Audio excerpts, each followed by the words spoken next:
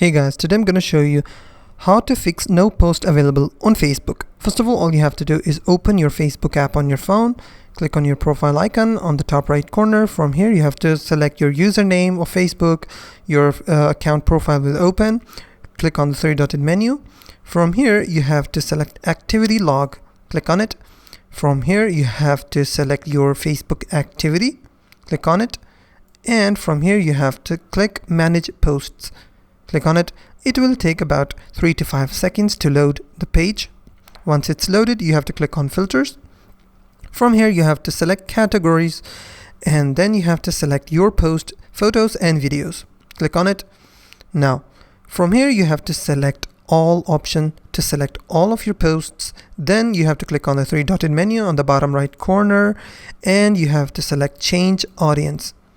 Once you select the change audience, click on change audience once again. From here you can change your audience from public to your friends to your only me. If you select only me, then no one will be able except you. No one will be able to see your posts on Instagram. And if you select public, then everyone will be able to see all of the pictures you posted, all of the videos or the posts you posted on your Facebook account. So that's how you can fix no post available on Facebook. If you find this video helpful, please hit the like button and don't forget to subscribe.